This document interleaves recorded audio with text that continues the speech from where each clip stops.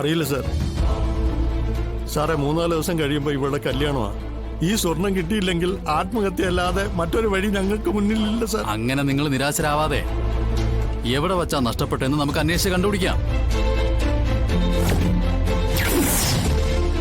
ആ ജൂവലറി ഇറങ്ങുമ്പോ നിങ്ങളുടെ സ്വർണം ഉണ്ടായിരുന്നോ? ഉണ്ടായിരുന്നു സാർ.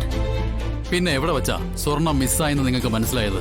വീട്ടിൽ ചെല്ലുമ്പോഴാണ് സാർ കൊണ്ടുവന്ന കവറുകളിൽ സ്വർണം സൂക്ഷിച്ചിരുന്ന ബാഗ് ഇല്ലാന്ന് മനസ്സിലാവുന്നത്. ജൂവലറി ഇറങ്ങിയിട്ട് നിങ്ങൾ ആ സ്വർണം കൊണ്ട് എവിടെയൊക്കെ പോയി? സാർ, ജുവലറിയുടെ മുന്നിൽ നിന്ന് തന്നെയാണ് ഞങ്ങൾ ഓട്ടോയിൽ കയറിയത്. ആ ഓട്ടോയുടെ നമ്പർ അറിയോ? ഇല്ല സാർ. ആ ഓട്ടോ കേടായപ്പോ ആ ഓട്ടോക്കാരൻ തന്നെയാ ഞങ്ങളെ മറ്റൊരു ഓട്ടോയിൽ വീട്ടിലേക്ക് അയച്ചത്. നിങ്ങളുടെ ഓർമ്മയില് ഇത് എവിടെ വെച്ചായിരിക്കും മിസ്സായിട്ടുണ്ടായിരിക്കുക? സാർ, ആ 2 ഓട്ടോയില് ഏതെങ്കിലും ഒരു ഓട്ടോയിലായിരിക്കും. ആദ്യത്തെ ഓട്ടോയിൽ കയറിയത് ജുവലറിക്ക് മുന്നിൽ നിന്നല്ലേ? അപ്പോ തീർച്ചയായിട്ടും അവിടുത്തെ CCTVയിൽ നിന്നും ആ ഓട്ടോയുടെ വിവരം അറിയാൻ കഴിഞ്ഞേക്കും. ആ ഓട്ടോക്കാരനെ കിട്ടിയാ പിന്നെ രണ്ടാമത്തെ ഓട്ടോക്കാരനെ കണ്ടുപിടിക്കാനും വലിയ ബുദ്ധിമുട്ടൊന്നും വേണ്ടി വരില്ല. സാറേ, ഈ സ്വർണം കിട്ടിയില്ലെങ്കിൽ എന്റെ മോളുടെ ജീവിതം ഞങ്ങൾ തകർന്നു പോവും. കുടുംബത്തോട് ഞങ്ങൾ ആത്മഹത്യ ചെയ്യേണ്ടി വരും സാറേ. നമുക്ക് ശ്രമിക്കാം. എന്തായാലും ഈ ഓട്ടോയുടെ നമ്പർ കണ്ടുപിടിച്ചിട്ട് ഞങ്ങൾ നിങ്ങളെ വിളിപ്പിക്കാം.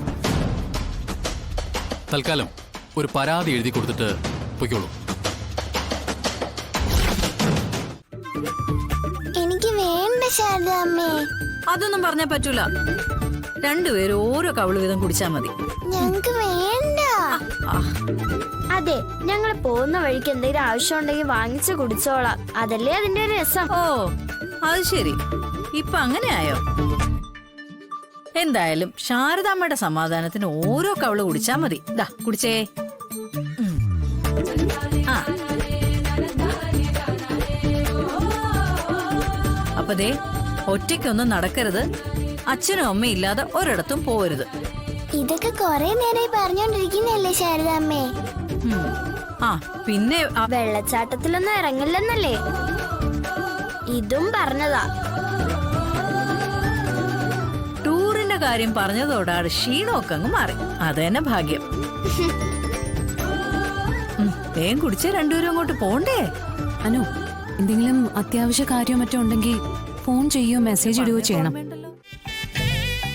കൊറേണ്ടല്ലോ. എന്റെ അമ്മ ഇതെന്തൊരു വെയിറ്റത്? നമ്മളിങ്ങോട്ട് തിരിച്ചു വരുന്നില്ലേ? തൽക്കാലം അങ്ങെടുത്ത് പൊക്ക. എന്റെ അമ്മ, നിങ്ങൾ രണ്ടുപേരും കൂടി നോക്കി നോട്ടാ. കളെ നോക്കി കഥ അച്ഛനെ സഹായിക്കടാ.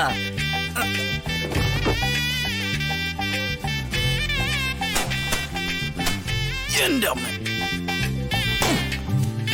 ഞാൻ വെക്കണോ? എല്ലാം പറഞ്ഞാലേ ചെയ്യുന്നല്ലേ പറഞ്ഞേ?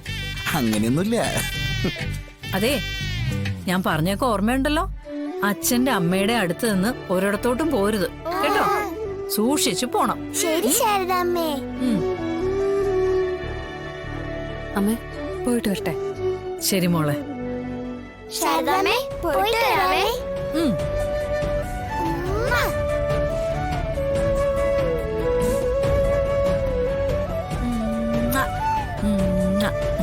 ശാരദാമ്മയ്ക്ക് വരുമ്പോ ഒരുപാട് സാധനങ്ങൾ കൊണ്ടുവരാം. ശരി, ആയിക്കോട്ടെ.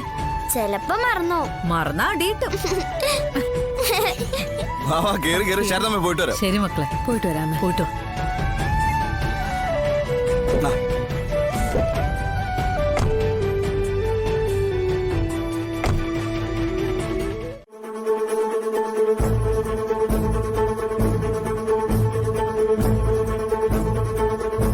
കാണുന്നില്ലല്ലോ. നീ ഒന്ന് വിളിച്ചു നോക്ക. മെസ്സേജ് അയക്കാം.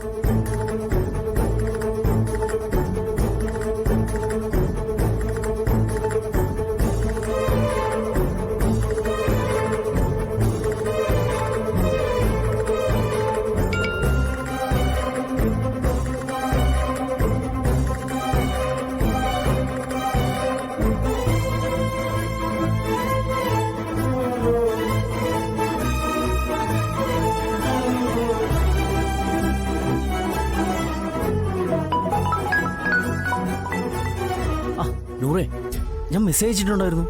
Phone വിളിക്കണ്ടെന്ന് പറഞ്ഞോണ്ടാ message അയച്ചേ. അവർ രണ്ടുപേരും ഇപ്പൊ ഇവിടെ ഇല്ല. മാമി മാത്രമേ ഉള്ളൂ. ആ, എന്നാ പിന്നെ താമസിക്കണ്ട, ഇപ്പൊ തന്നെ ഇറങ്ങിക്കോ. 11 മണി വരെ രജിസ്ട്രാർ ഉള്ളൂ. വേറെ കുഴപ്പങ്ങളൊന്നും ഉണ്ടാവില്ലല്ലോ? ഹ, എന്ത് കുഴപ്പം? നമ്മൾ രജിസ്റ്റർ മാരേജ് ചെയ്യുന്ന കാര്യം വേറെ ഒരാളും അറിയില്ല.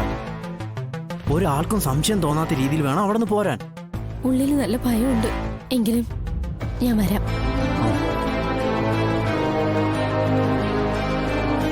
എടാ കുഴപ്പാവൂ?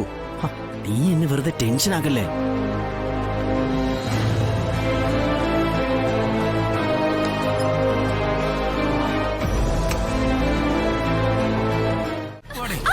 ഓടിങ്ങോട്ട് പറഞ്ഞത് അനുസരണയില്ല. കേറടി, ഓടി. അവളുടെ ഒരു ബാഗും പത്രാസും. കേറി പോടി.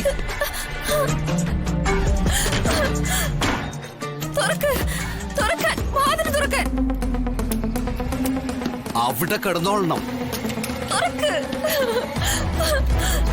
കുടുംബം തകർക്കാനുള്ള ഒരുക്കമാണെങ്കിലേ നീ ഇനി മുറിക്കകത്ത് തന്നെ കിടക്കേണ്ടി വരും. പുറം ലോകം കാണണമെങ്കിലേ ഞങ്ങളിൽ ആരെങ്കിലും കനിയണം. എടി, നിന്നോടും കൂടെ പറയാണ്, അവൾക്ക് പച്ച വെള്ളം കൊടുത്തു പോകരുത്. പട്ടിണി കിടക്കട്ടെ. പട്ടിണി എന്താണെന്ന് അവൾ പഠിക്കട്ടെ.